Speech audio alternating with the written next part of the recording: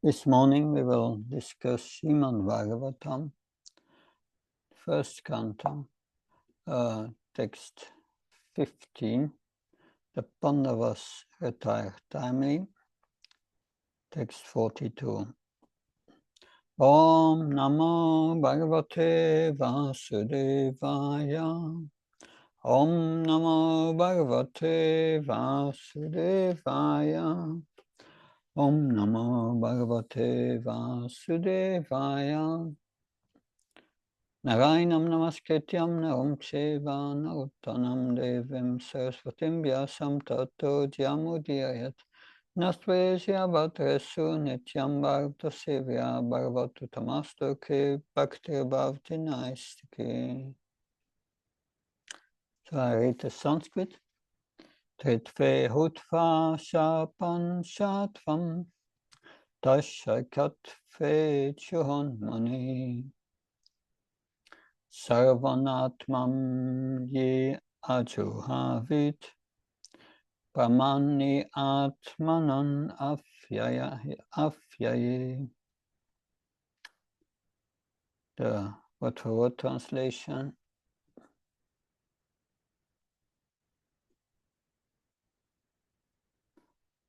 Tritve, into the three qualities, Hutva, having offered, Cha, also, Panchatvam, 5 elements, Tat, that, Cha, also, Ekatve, into one nations, Achuhot, amalgamated, Munihi, the thoughtful, Sarvam, the sum total, Atmani, into the soul, Achuavit, fixed, Pramani, unto the spirit, Atmanam, the soul, Afyaye, unto the inexhaustible. Translation and purport by A.C. Bhaktivedanta Swami Srila Prabhupada Ki. Thus amalgamating the gross body of 5 elements into the 3 qualitative modes of material nature, emerged the modes into nations, and then absorbed that nations into the self, Brahman, which is inexhaustible in all circumstances. I read it once again to absorb it with attention.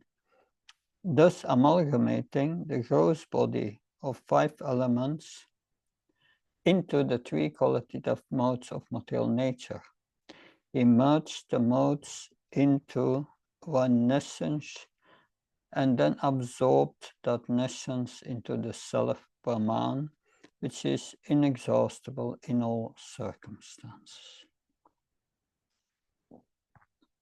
Purport. All that is manifested in the material world is the product of the Mahatattva Avyakta, and things that are visible in our material vision are nothing but combinations and permutations of such variegated material products. But the living entity is different from such material products. It is due to the living entity's forgetfulness of his eternal nature as eternal servitor of the Lord, and his false conception of being a so-called Lord of the material nature, the 2 principal causes of the mind's being materially affected, that he is obliged to enter into the existence of false sense enjoyment, with its concomitant generation of material energies. Thus the gross body of the 5 elements is produced. That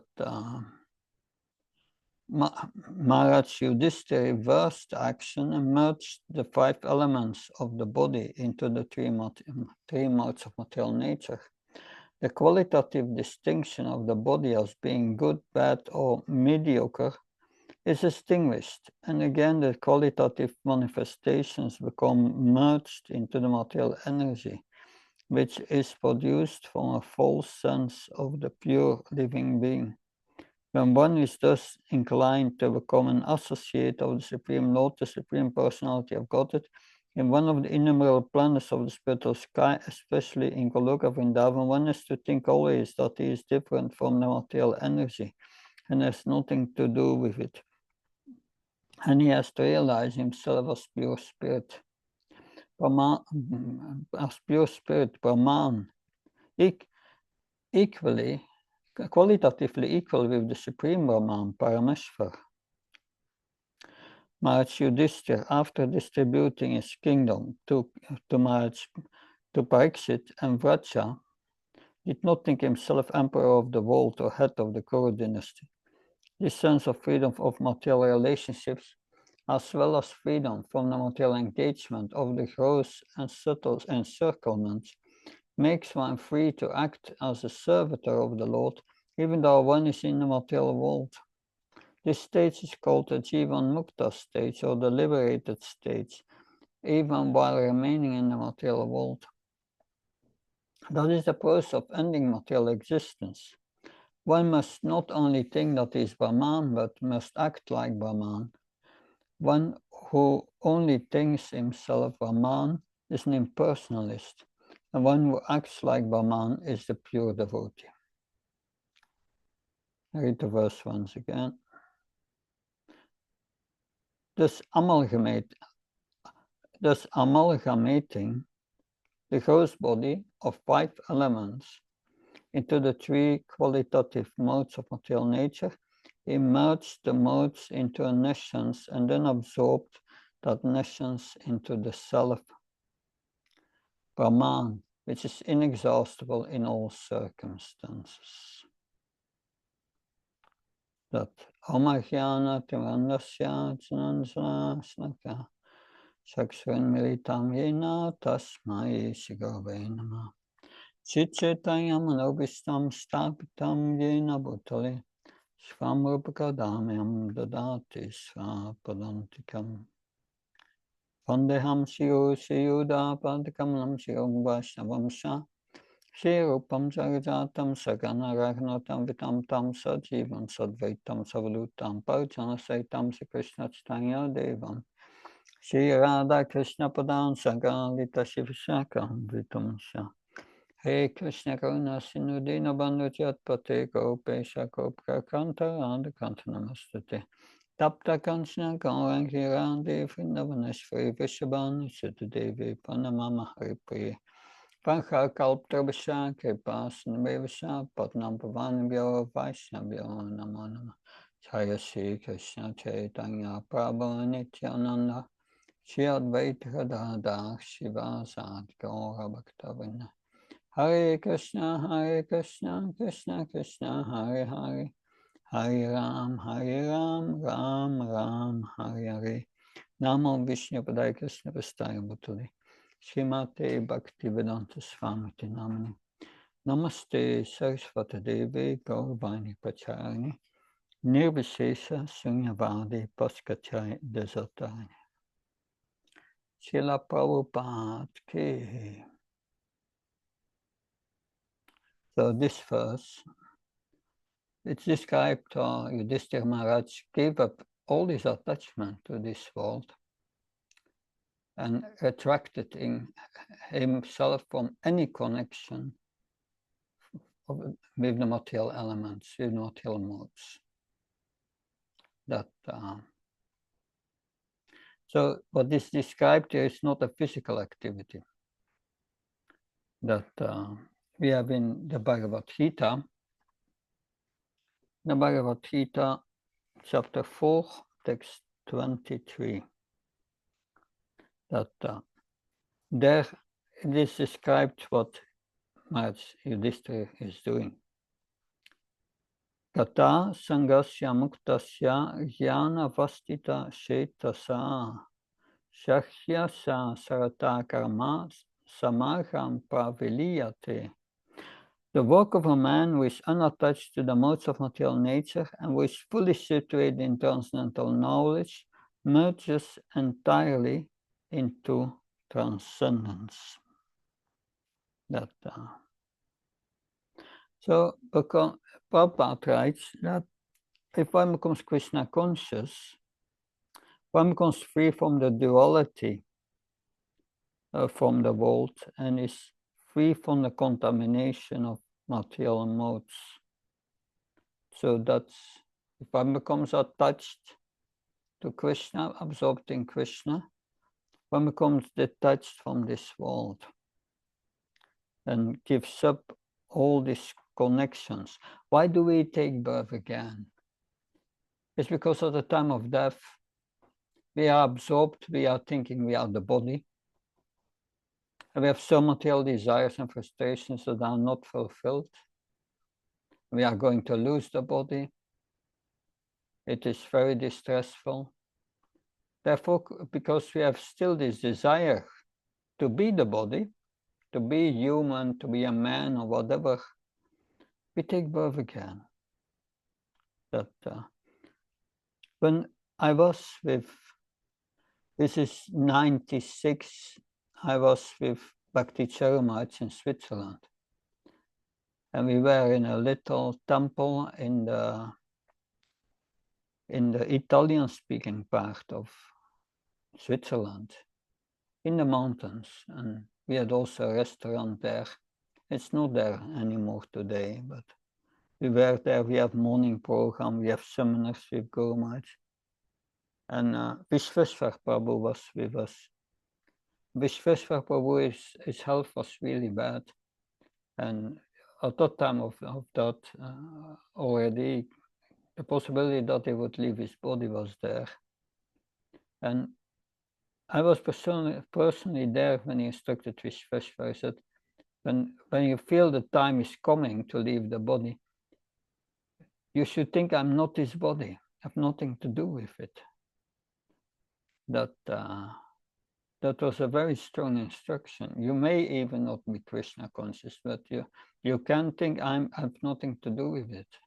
I'm the consciousness in this body. And we see Yudhishthira Maharaj was able to withdraw his consciousness from the gross body and the subtle body and be situated in the self, in service of Krishna, being situated in the self and Krishna conscious. That is because when we sleep at night and we dream, then the gross body is not active, it's resting. When we stop dreaming, we go to deep sleep, consciousness is retracted in the soul, it's the same thing.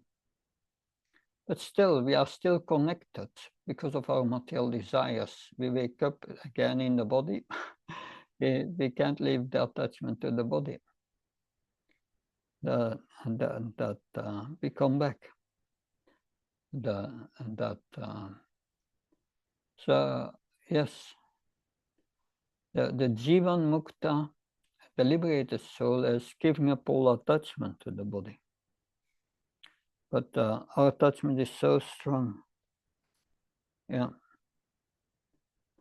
So it said here, the soul can become liberated because he knows his constitutional position in relationship to Krishna. If we are absorbed in our relationship with Krishna, we lose the awareness of the material body and being related to the material body. That's a high level that's situated in devotion for Krishna constantly. So one who is so deep fixed in one's relationship with Krishna, this starts at the stage of Asakti. There are 9 stages in devotional service. Sadhu Sangha, the first Shraddha, Sadhu Sangha, Bhajana Kriya, Anartha Nivritta, Nishta. Nishta is liberation. And after liberation comes Ruchi, great attraction to Krishna. And then when it comes to Asakti, it means that the mind is always filled with Krishna. It may be connected for a second, but it will go immediately back. That's beyond liberation. And we see that Yudhishthira Maharaj was certainly on that platform. And by that, he could give up his connection with material nature. How do we give this up this connection? By being connected with the spiritual nature, by engaged in devotional service. That's how he gave up these 5 elements of material nature. That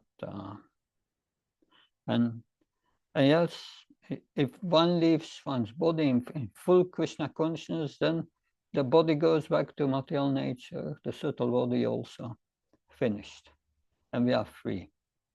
So, but that connection with material nature is, we made it by our desire to enjoy and exploit. So it's just that we have to start doing everything for Krishna. That therefore a devotee, everything he does, all his works are technically they are sacrifices, because they are done for satisfying Krishna. Because if you do everything for Krishna, what happens? That's described in the next verse of Bhagavad Gita 24.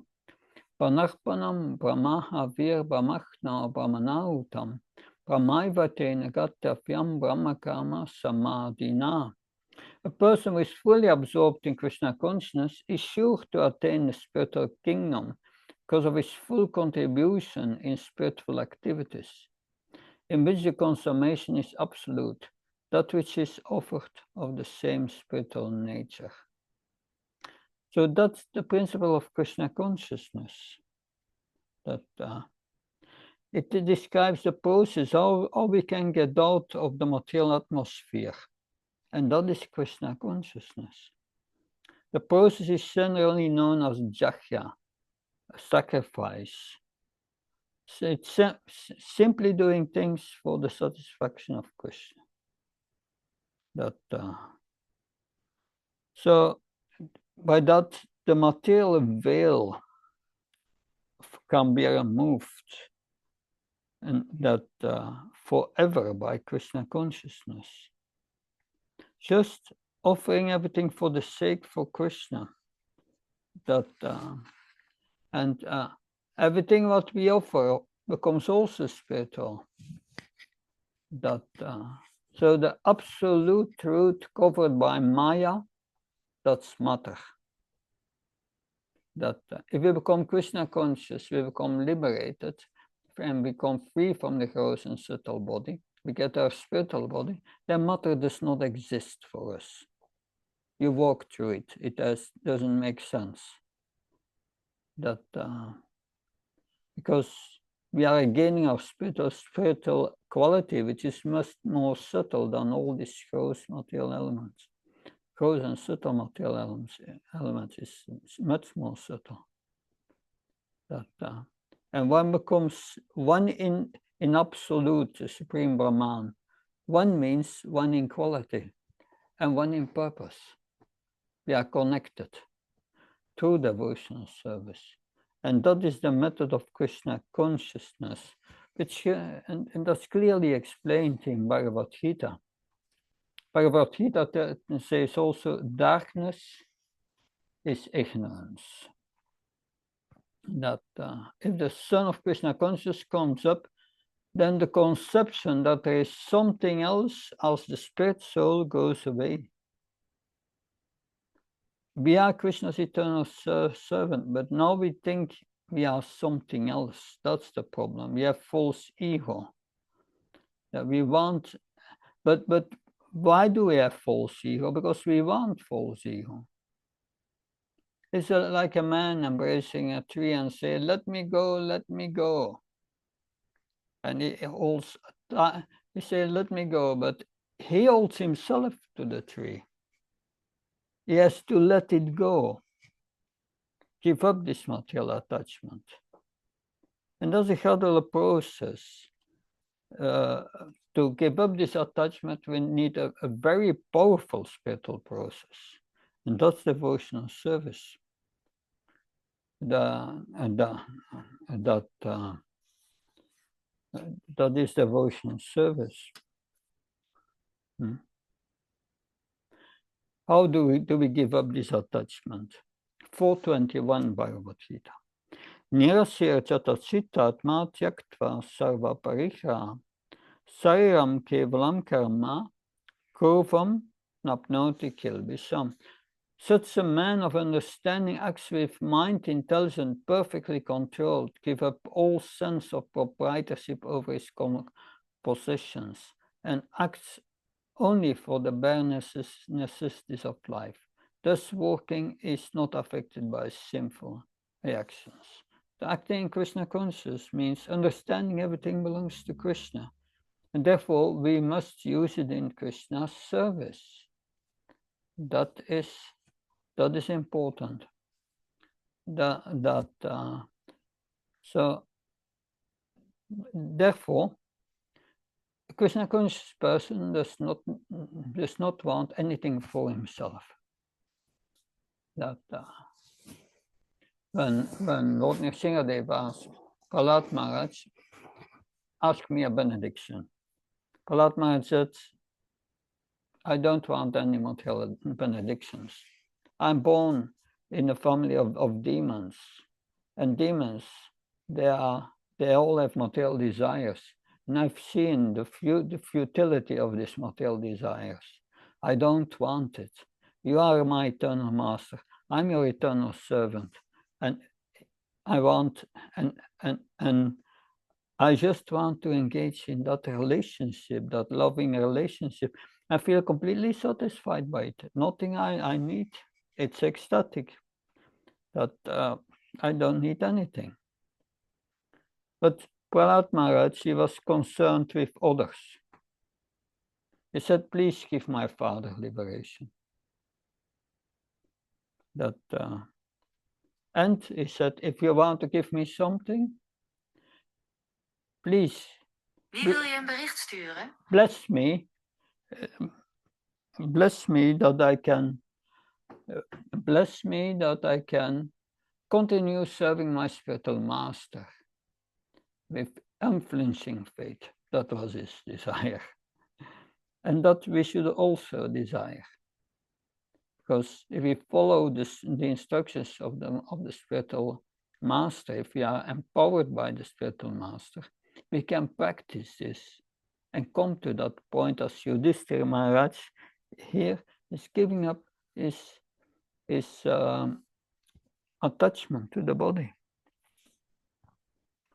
But that starts with understanding nothing belongs to me in this world. Nothing belongs to us before birth, after death, nothing belongs to us. It belongs to Krishna, it comes all from him.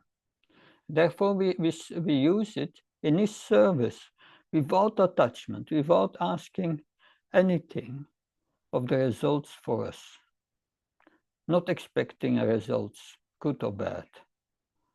We do our best to serve Krishna and do our duty. And if that duty bears good results or bad results, up to Krishna. Because a Krishna conscious person knows I'm a part and parcel of Krishna. And I have to play my part, serving Krishna.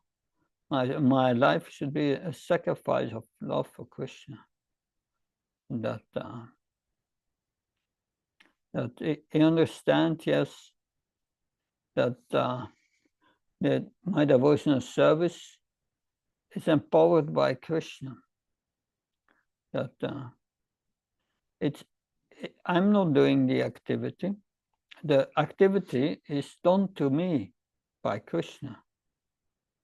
That when the hand moves, it does not move on its own accord, but is the endeavor of the whole body. That whole body is material nature, and Krishna is controlling material nature. If we understand these things, and gradually, we will come to the point of becoming free from all reactions to our actions, because our consciousness makes that we have reactions or not or no reactions. The question is with what consciousness am I doing activities that because we, according to the influence of the modes on us, the body has to act, body mind has to act according to these modes. But the question is to use it for Krishna's service. If you have the body of a dog, you cannot become Krishna conscious. You cannot get out of the idea that you are a dog. You have to act as a dog. The covering is too strong. But in the human body of life, we have freedom. And we can understand we are not a body. And then by the help of transcendental literature and the spiritual master, we can act as our real self, the spirit soul. That,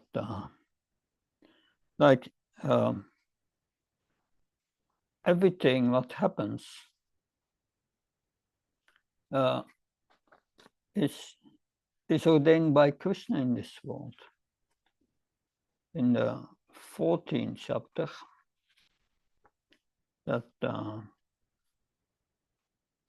so Krishna is inquiring what are the symptoms of one who is transcendently situated.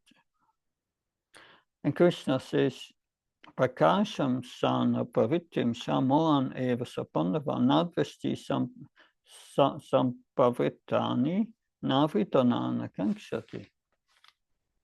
It's a long verse, but it says, he who does not hate illumination, attachment, and delusion when they are present, or long for them when they disappear, that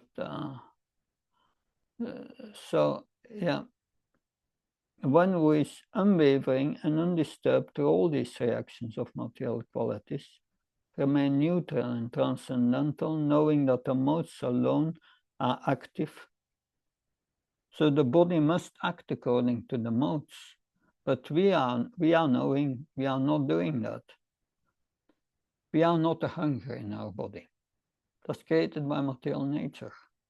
Then you have to act according to this hunger, and we eat, and yes, we have to eat. So a self-realized person is not disturbed by that. A Krishna conscious person, he is unwavering and undisturbed to all these reactions of the material qualities, remaining neutral and transcendental, knowing that the modes alone are active. So that's Yudhishthira Maharaj. He knows that's why the modes. I'm retracting myself by the modes, from the influence of the modes, by Krishna consciousness. So, and then if one does that, one is situated in the self and regards alike happiness and distress. So one start to see the world from the perspective of the soul, a real self. And when one does that, one looks upon a lump of earth, a stone, or a piece of gold with an equal eye. It's all matter, it's useless. But you can gain the whole world and all wealth, but then you go. That it has no meaning for the soul. That so one becomes equal to what the desirable and undesirable in this world. We don't desire distress, we want sense gratification. That's most people. But one who is in Krishna consciousness, no interest. One becomes equally well in praise and blame. That's not going to help you, praise or blame, in this world. That honor and dishonor, friend and enemy. That so one life, someone is my friend, and then next life, the same person comes back as my enemy. That's the craziness of the material world. Friend and enemy is an invention of the mind, based on the experience of the duality of this world. In this world, which is not factual, it's just it has its influence of the body. but the soul is completely aloof from that. Krishna says yes. Such a person renounces all material activities. That's what Yudhishthira Maharaj does. Such a person is said to have transcended the modes of nature. How to transcend these modes? Krishna says, Mamsya vyabhicharina bhaktiruna sevita sargunan samatichitam brahmavya kalpate. One must do devotional service, but always unfailing. And then one comes to the level of the soul, to the level of Brahman. Then Brahman, one is soul conscious, conscious of his real self. That so we should not put our consciousness in material activities, but transfer it to Krishna activities, Krishna Prabhupada says. One who is engaged in the service of any forms of Krishna is considered to be transcendentally situated. That so this is the essence of this verse. We can go once after over the purport, because it's quite technical. I can try to qualify a few things that so all that is manifested in this material world is a product of the Mad Tattva Avyakta. For this, to understand this, you must study the Bhagavatam and the process of the creation. Or Karnodakashaya Vishnu lies in the ocean of causal ocean, and there is only Brahman, but with his glance in Brahman, he puts the three modes of nature unmanifested, and then he injects the living entities together with their desires, material desires from last creation, and then he adds time, and then by the material desires of the material living entities, the equilibrium of the three modes breaks and start to move and start to create all the elements and so on. And that's the Mad Tattva. And then the Mad Tattva is the creation goes further.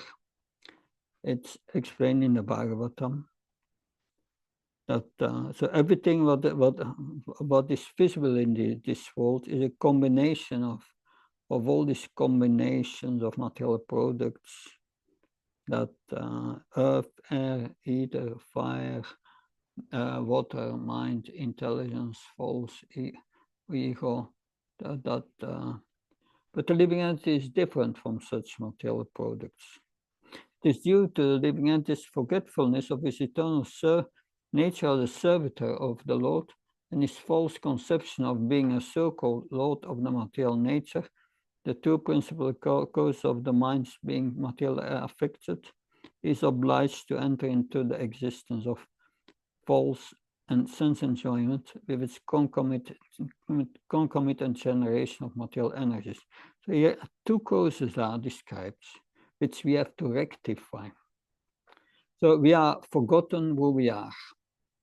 We think we are the body, but we are the soul, which is an eternal servant of Krishna. So how do we rectify that? By remembering Krishna and start to serve him. Because we have forgotten Krishna, we start to exploit the material world, and that's the second mistake. Stop this exploitation and start to act out of love for the pleasure of Krishna. Because otherwise, these two things, forgetting Krishna, forgetting who we are, thinking we are the body, and thinking that we are there to enjoy material nature, these are the two causes. As long as that concept is in the subtle body, we take birth again and again and again. And we suffer because we identify with the body, which is a machine to give pain to the mind. And we think we are the mind. That is a cause. But the soul cannot suffer. It's not possible. It's transcendental. It's our false identification, false ego. So Maharaj Yudhishthira understood that this is the cause and I'm going to reverse it. I've forgotten my identity. I start to act, remember my identity, and I act as my identity. Acting, not acting to exploit the material world, acting to serve Krishna out of love. And that is the reversal. Then we become gradually detached from this material world and go gradually back to our original position. And that's the process of Krishna consciousness. So the qualitative distinction of the body as being good, bad, or mediocre is extinguished. That we should be neutral to it, and and use the body for Krishna's service. And again, the qualitative manifestation become merged into the material energy, which is produce a false sense of the pure living entity. Yes, that's all explained. When one is thus inclined to become an associate of the Supreme Personality of Godhead in one of his innumerable planets of the spiritual sky, especially in Goloka Vrindavan, one is to think always that he is different from the material energy and has nothing to do with it. And he has to realize himself as pure spirit, Brahman, equal with the Supreme Brahman. Therefore, when we advance and we come to liberation, then we have to go further and realize and hanker for our permanent position in the material world. And then Krishna will reveal it gradually. And then we can enforce it by hearing about resonance of Vrindavan, which are in line with what Krishna reveals to us. And that's Raganuga Bhakti. And then you prepare to go back to the spiritual world. So Maharaj Parikshit, it took the role of the emperor. He didn't want it. He didn't want it, but he did it out of duty. And then Maharaj Parikshit was on the throne and everything was all right. It's now time to give everything up. The show is over. I'm an eternal spirit soul. I'm not a king. I get out of this theater. So it went out. And then one comes to that stage, Shivan Mukta. That is the process of ending material existence. One should think that he is Brahman, spirit soul, servant of Krishna. One who only thinks himself Brahman is an impersonalist. No, not just thinking I'm not his body, I'm a spirit soul. The spirit soul is a part of Krishna and an eternal servant of Krishna. And I should act in that capacity. So I try to explain this first. Any question, comments?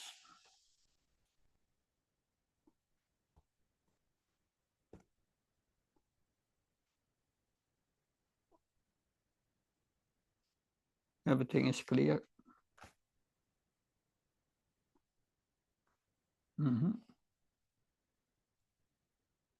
Okay. Then we will meet next week, Krishna willing. Hare Krishna, Jai Prabhupada. Hare Krishna. Thank you very much, Maharaj. Hare Krishna. Hare Krishna.